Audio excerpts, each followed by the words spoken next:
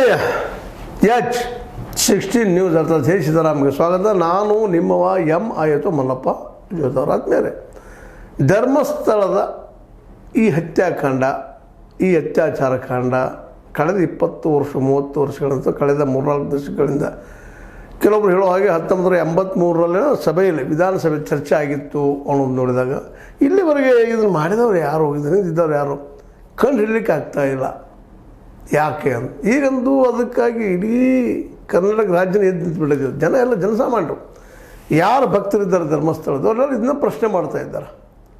ಏನಪ್ಪ ಇದನ್ನು ನಡೆದಿದ್ದು ಯಾರು, ಅದರಿಂದ ಇದ್ದಂಥವ್ರು ಯಾರು, ಎಲ್ಲರಿಗೂ ಹೆಗ್ಗಡೆಯವ್ರ ಮೇಲೆ ಸಂಶಯ. ಅದ್ರ ಧೈರ್ಯ ಮಾಡಿ ಹೇಳಲಿಕ್ಕೆ ಆಗ್ತಾಯಿಲ್ಲ. ಯಾಕೆಂದರೆ ಪ್ರೂವ್ ಆಗಬೇಕಲ್ಲ. ಆರೋಪ ಮಾಡೋದು ಭಾಳ ಸುಲಭ, ಅದನ್ನು ಪ್ರೂವ್ ಮಾಡೋದು ಅಷ್ಟೇ ಕಷ್ಟ. ಅದು ಯಾಕೆ ಕಳೆದ 3-4 ದಶಕಗಳಿಂದ 83ರಿಂದ ಶುರುವಾದ ಇದು. ಅಥವಾ ಕೆಲವೊಬ್ರು ಹೇಳೋ ಪ್ರಕಾರ 79ರಿಂದ ಸ್ಟಾರ್ಟ್ ಅದ. ವೇದವಲ್ಲಿ ಅವರಾಗಿರ್ಬೋದು, ಪದ್ಮಲತಾ ಅವ್ರದ್ದಾಗಿರ್ಬೋದು, ಅಥವಾ ಅದ್ರ ಜೊತೆಗೆ ಇನ್ನೂ ಅನೇಕ ಮಾವತಂದಾಗಿರ್ಬೋದು, ಆನೆ ಮಾವತಂದು, ಸೌಜನ್ಯಂದಾಗಿರ್ಬೋದು, ಇಂಥ ಅನೇಕ ಮತ್ತು ರೈತರದಾಗಿರ್ಬೋದು, ಅಲ್ಲೇ ಕೂಲಿಕಾರರು, ಅದು ಈ ಒಂದು ನಮ್ಮ ದಲಿತ ಸಮುದಾಯದ ಜನರ ಮೇಲೆ ಅಂಥ ಅನ್ಯಾಯಗಳಾಗಿರ್ಬೋದು, ಭೂಮಿ ನುಂಗಿದ್ದಾಗಿರ್ಬೋದು, ಇವು ನಿರಂತರ ಇದ್ದೇ ಇದ್ದಾವೆ. ಆದರೆ ಇಲ್ಲಿವರೆಗೂ ಯಾರ ಮೇಲೆ ಇವರು ಆರೋಪ ಮಾಡ್ತಾ ಬಂದಿದ್ದಾರೆ, ಅವ್ರು ಹೋಗಿ ಪ್ರಶ್ನೆ ಮಾಡುವಂಥ ಸಾಹಸ ಯಾರಿಂದನೂ ಆಗಿಲ್ಲ. ಅದರಲ್ಲೂ ಸರ್ಕಾರವೂ ಮಾಡೋಕ್ಕಾಗಿಲ್ಲ. ಇದೇ ಸಲ ಫಸ್ಟ್ ಟೈಮ್ ನಮ್ಮ ಏನಪ್ಪ ಅಂತಂದ್ರೆ SIT ನೇಮಿಸಿ ಅದು ಮತ್ತು ದೂರದಾರನ ಪ್ರಶ್ನೆ ಮಾಡುವಂಥದ್ದು ಆಗಿದೆ ಇವತ್ತು. ಆದರೂ ಜನರನ್ನೊಂದು ವಿಶ್ವಾಸ ಇದಿಲ್ಲ, ಸತ್ಯ ಹೊರಗೆ ಬರ್ತದೆ ಅನ್ನುವಂಥದ್ದು. ಅದು ಯಾವಾಗ ಬರ್ತದೋ ಗೊತ್ತಿಲ್ಲ. ಬಟ್ ಒಂದು ಥಿಂಗ್ ಏನಾಗ್ಯದಪ್ಪ ಅಂತಂದ್ರೆ ಇದು ಮೂಮೆಂಟ್ ಕೆಲವೇ ಜನರ ಮೂಮೆಂಟಾಗಿ ಉಳಿದಿಲ್ಲ. ಒಂದು ಧರ್ಮಸ್ಥಳದ ಅಲ್ಲಿಯ ಸ್ಥಾನಿಕರ ಮೂಮೆಂಟಾಗಿ ಉಳಿದಿಲ್ಲ. ಇದು ಇವತ್ತಿಡೀ ರಾಜ್ಯದ ಮೂಮೆಂಟಾಗಿ ದೇಶ ಮಟ್ಟದಲ್ಲೇ ಚರ್ಚೆ ಆಗ್ತಾಯಿದೆ. ಕಳೆದ 3-4 ದಶಕಗಳಿಂದ ನಿರಂತರ ಸಾವು ನೋವುಗಳು, 1-2 ಡಾಕ್ಯುಮೆಂಟ್ರಿ ಎವಿಡೆನ್ಸ್ಗಳು, VS ಉಗ್ರಪ್ಪನವರು ಅದರ ಪೂರ್ವದಲ್ಲಿ ಅನೇಕ ಘಟನೆಗಳು ಇವೆಲ್ಲನೂ ನೋಡಿದಾಗ, VS ಉಗ್ರಪ್ಪನವ್ರ ರಿಪೋರ್ಟ್ ಗಮನಿಸಿದಾಗ ಇದು ನಿರಂತರ ನಡೆದಲ್ಲಪ್ಪ ಇದು ಅನ್ನುವಂಥದ್ದು ಮಾತು. ಅದಕ್ಕೆ ಇವತ್ತು ಹಿಂಗೆ ಅನಿಸ್ಲಿಕ್ಕಂಥದ್ದು. ಇವತ್ತೇನೋ 12 ತಾರೀಕು ಬಾಲಣ್ಣವರು ವಕೀಲರು ಭಾಳ ಬುದ್ಧಿವಂತರಿದ್ದಾರೆ ಮತ್ತು ಮಾನವೀಯ ವ್ಯಕ್ತಿ. ಅವ್ರು ನೋಡಿದಾಗ ಇವತ್ತು ನಮ್ಮ ದೂರದಾರರಿಗೆ ಒಳ್ಳೆಯ ವಕೀಲರು ಸಿಕ್ಕರಪ್ಪ ಅನ್ನುವಂಥದ್ದು. ಬರೀ ಬಾಯಿ ಬಡಕರಲ್ಲ, ವಿತ್ ಎವಿಡೆನ್ಸ್ ಮುಂದಿಡುವಂಥವ್ರು, ವಾದ ಮಾಡುವಂಥವ್ರು ಬುದ್ಧಿವಂತರು ಬೇಕಿಲ್ಲ. ಯಾಕೆಂದ್ರೆ ಇದನ್ನು ಮುಚ್ಚಿ ಹಾಕಕ್ಕೆ ಪ್ರಯತ್ನ ಮಾಡೋರೆಲ್ಲ ಬುದ್ಧಿವಂತ ವರ್ಗದವರ, ದುಡ್ಡು ತೊಗೊಂಡು ವ್ಯವಹಾರ ಮಾಡೋಂಥ ಜನರ ದುಡ್ಡಿಗೆ ಮಾರ್ಕೊಂಡಂಥ ಎಂಚಿನ ಮೀಡಿಯಾ ಜನ, ಅದ್ರ ಜೊತೆ ಅಧಿಕಾರಿಗಳು. ಯಾಕಂದ್ರೆ ಇದರಲ್ಲಿ SIT ಅಧಿಕಾರಿಗಳು ಸಹಿತ ಭಾಗಿಯಾದಾರೆ ಇದು ಮುಂದೆ ಹಾಕೋದಕ್ಕಾಗಿ. ಫಸ್ಟ್ ಟೈಮ್ SIT ನೇಮಕ ಆಯಿತು. ಅದಕ್ಕೆ ಬರೋದು CBI ತನಿಖೆ ಹೆಸರನ್ನ ಒಂದೇನೋ ನಾಟಕ ನಡೆದು ಹೋಗಿಬಿಟ್ಟು ಅದು ಹಿಡಲಿಕ್ಕಾಗಿಲ್ಲ ಸೌಜನ್ಯ ಕೇಸ್ಗಳಲ್ಲಿ, ಇನ್ನುಳಿದ ಕೇಸ್ಗಳೆಲ್ಲ. ಈಗ ರಿಯಲ್ ಪರೀಕ್ಷೆ ನಮ್ಮ ಹೆಗ್ಗಡೆಯವ್ರಿಗೆ ಆಗ್ಯದ. SIT ಇಷ್ಟೊಳಗೆ ಮುಚ್ಚಿ ಹೋಗ್ತಿದ್ದೋ ಏನೋ, ಮುಚ್ಚಿ ಬಿಡ್ತಿದ್ರು ಏನೋ. ಆದ್ರೆ ಜನ ಜಾಗೃತಗೊಂಡಿದ್ದಾರೆ, ದೂರದಾರರಿಗೆ ಫಿಕ್ಸಾಗಿ ಕೂತ್ಕೊಂಡ್ಬಿಟ್ಟಿದ್ದಾರೆ. ಇದು ಆಗಬೇಕಪ್ಪ ಅಂತೇಳಿ, ಇದು ತನಿಖೆ ಆಗಬೇಕು. ದೂರದಾರರ ಒಂದು ಗಟ್ಟಿದ್ರವನ್ನು ಮೆಚ್ಚಬೇಕಾಗಿದೆ. ಇವತ್ತು ತಿಮ್ರೋಡಿ ಅವರಾಗಲಿ, ಮಟ್ಟನವರಾಗಲಿ, ಜಯಂತ್ TE ಅವರಾಗಲಿ, ವಿಠ್ಠಲ ಗೌಡರಾಗಲಿ, ಮತ್ತಿನೋಡದಾಗಲಿ, ರವಿ ಪ್ರಸನ್ನ ಅವರಾಗಲಿ, ಎಲ್ಲರೂ ನಮ್ಮ ಸೋಮನಾಥ್ ನಾಯಕರಂತೂ ಅತ್ಯಂತ ಗಟ್ಟಿಯಾಗಿ ನಿಂತುಕೊಂಡಿದ್ದಾರೆ ಬಂಡೆಗಲ್ಲಿನಾಗ ಅವ್ರ ಜೊತೆಗಾರರು. ಇದು ಹೇಗೆ ಹೇಳ್ತಾ ಇದ್ದೀನಪ್ಪ ಅಂದರೆ, ಇನ್ನು SIT ಸತ್ಯ ಹೇಳಬೇಕು, ಸುಳ್ಳು ಹೇಳಬೇಕು, ಯಾರಾದ್ರೆ ಒಂದೇ. ಮತ್ತು ಈಗಾಗಲೇ ಬಾಲನ್ನವ್ರು ಪ್ರೂವ್ ಮಾಡಿದ್ದಾರೆ, ಅನೇಕ ಇಂಟರ್ವ್ಯೂಗಳು ಕೊಟ್ಟಿದ್ದಾರೆ. ನಮ್ಮ ಇಂಟರ್ವ್ಯೂಗಳಲ್ಲೇ ಇದರ SIT ದಾರಿ ಬಿಟ್ಟದ. ಅದು ಈ ನಮ್ಮ ಹೆಗ್ಗಡೆಯವ್ರನ್ನ ಪ್ರಶ್ನೆ ಮಾಡ್ತದೆ ಅಂತ ಗ್ಯಾರಂಟಿ ಇಲ್ಲ ಅಂತೇಳಿ. ಯಾಕಂದ್ರೆ ಈಗ ನಡೆದಂಥ ಹಾದಿಗಳು, ಬಂದಂಥ ಹಾದಿಗಳು ಎಲ್ಲವೂ ದೂರದಾರ ವಿರೋಧವಾಗಿ ಅದ, ಹೆಗ್ಗಡೆಯವ್ರ ಪರವಾಗಿ ಅದ ಅನ್ನೋದು ಅವ್ರ ಸ್ಪಷ್ಟ ನಿಲುವು. ಅದು ಪ್ರೂವ್ ಮಾಡ್ತಾ ಹೋಗ್ತಾ ಇದ್ದಾರೆ.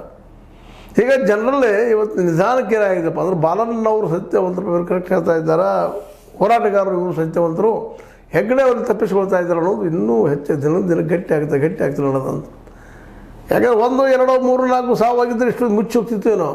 ಆದರೆ ಇಲ್ಲೇ 100 ಸಾವುಗಳು, 1, 2 ಅಲ್ಲ. ಸ್ವತಂತ್ರವಾದ ಮೀಡಿಯಾಗೆ ಬೇಕಾಗಿರುವುದು ಸ್ವತಂತ್ರ ಧ್ವನಿ. ಆ ಸ್ವತಂತ್ರ ಧ್ವನಿ ಉಳಿಸಲು ನೀವು ಮಾಡಬೇಕಾದದ್ದು ಇಷ್ಟೇ. ಅದೇನಪ್ಪಾ ಅಂತಂತಂದ್ರೆ, ನಿಮ್ಮ ಕೈಲಾದಷ್ಟು ಸಹಾಯ ಈ ಚಾನಲ್ಗೆ ಮಾಡಿ ಹಾಗೂ ನಿಮ್ಮ ಧ್ವನಿಯನ್ನು ಕಾಪಾಡಿಕೊಳ್ಳಿ. ಈಗ ಇವತ್ತು ಜನ ಜಾಗೃತಿ ಆಗಿದ್ದಾರೆ ಮತ್ತು SIT ಏನು ಈಗ ಅನಿವಾರ್ಯವಾಗಿ ಉತ್ತರ ಕೊಡಬೇಕಾಗಿದೆ. ಯಾಕಂದ್ರೆ ನಾಗಲಕ್ಷ್ಮಿ ನಮ್ಮ ಚೌಧರಿ ಅವರು ಜೊತೆಗೆ ಇನ್ನುಳಿದವರು ಬೆನ್ನತ್ತಿ ಬಿಟ್ಟಿದ್ದಾರೆ. ಇದಕ್ಕೂ ಯಾರಪ್ಪ ಮಾಡಿದ್ದಾರೆ ಇದನ್ನು? ಕೊಲೆಗಾರರು, ಅತ್ಯಾಚಾರಿಗಳು ಯಾರು ಅನ್ನೋ ಪ್ರಶ್ನೆಯನ್ನು ಜೋರ್ದಾರ ಹಾಕ್ತಾ ಇದ್ದಾರೆ.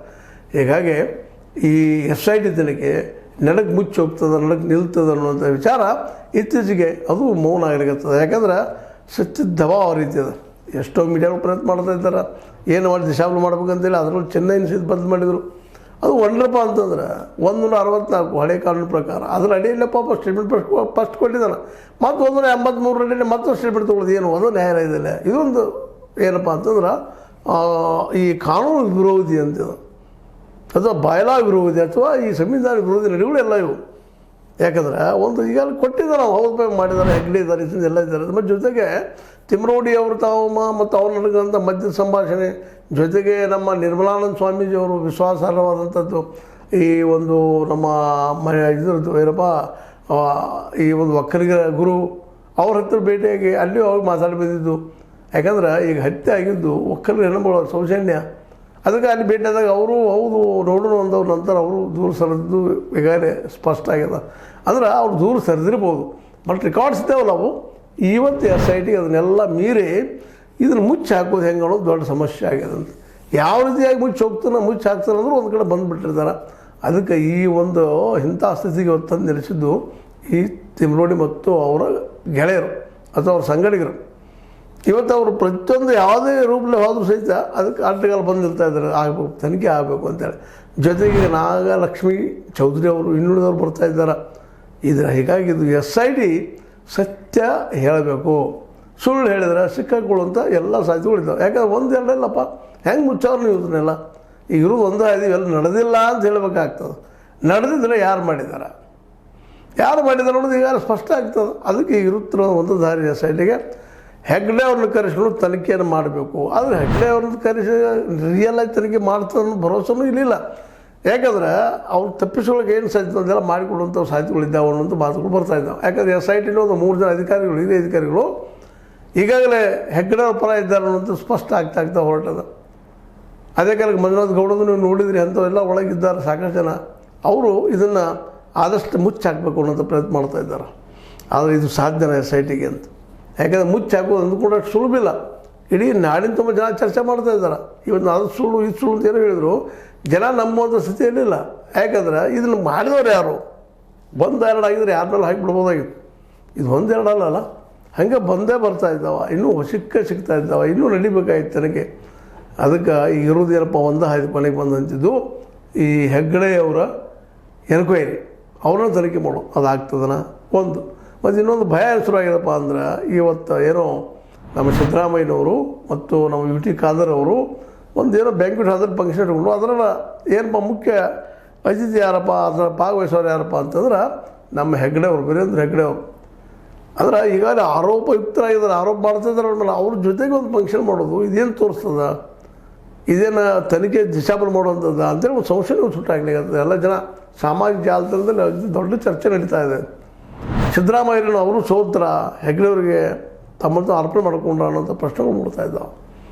ಅದರ ಎಷ್ಟು ಮಟ್ಟಿಗೆ ಏನು ನೋಡಬೇಕಾಗಿದೆ. ಯಾಕಂತಂದ್ರೆ ಇರ್ಬೋದು, ಹೋಗುವಂಥ ಅನಿವಾರ್ಯತೆ ಬಂದಿರ್ಬೋದು, ಫಂಕ್ಷನ್ ಇರ್ಬೋದು, ಮತ್ತೂ ಇರ್ಬೋದು. ಬಟ್ ಅದರ ಎಷ್ಟರ ಮಟ್ಟಿಗೆ ಯಶಸ್ವಿ ಆಗ್ತದೋ ಏನೋ ಇರಲಿ. ಇದನ್ನು ಯಾಕೆ ನಾನು ರೆಫರ್ ಮಾಡಿದ್ದಪ್ಪ ಅಂತಂದ್ರೆ ಇಲ್ಲಿ ಈ ಒಂದು ಘಟನೆಗಳು ದಿಶಾಬಲ್ ಮಾಡಬಹುದು, SIT ದಾರಿ ತಪ್ಪಿಸ್ಬೋದು ಅಂತೇಳಿ. ಆದರೆ SIT ಸುತ್ತಮುತ್ತ ಈ ರೀತಿ ಅದಲ್ಲ ಇವತ್ತು, ಅದು ತಪ್ಪಿಸೋಕ್ಕೆ ಸಾಧ್ಯ ಇಲ್ಲ. ಸತ್ಯ ಹೊರಗೆ ಹಾಕಬೇಕು. ಸುಳ್ಳು ಹೊರಗೆ ಹಾಕಿದರೆ SITಗೆ ಎಲ್ಲ ರೀತಿಯ ಅಪವಾದಗಳು, ಆರೋಪಗಳು ಬರೋ ಸಾಧ್ಯ ಹೆಚ್ಚಿದಾವೆ. ಮತ್ತು ಅದು ಇಲ್ಲಿ ನಿಲ್ಲುವುದೂ ಇಲ್ಲ ಅಂತ ಅನಿಸ್ಲಿಕ್ಕತ್ತದ. ಯಾಕಂದ್ರೆ ಜನಾಂದೋಲನ ಆಗಲಿಕ್ಕತ್ತದು. ಎಲ್ಲೋ ಒಂದು 3-4 ಜನ ಕೂಡ ಮಾಡಿ ಹೋರಾಟ ಮಾಡಿದರೆ ಬೇರೆ ಆಯಿತು.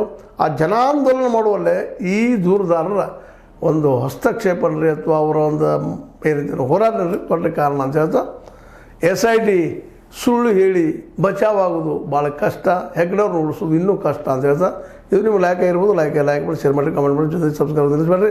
H16 ನ್ಯೂಸ್ ಅರ್ಥಾತ್ ಸಿದ್ದರಾಮಯ್ಯ ಸತ್ಯದ ಕೈಗೊಂಡು ವಂದನೆಗಳು.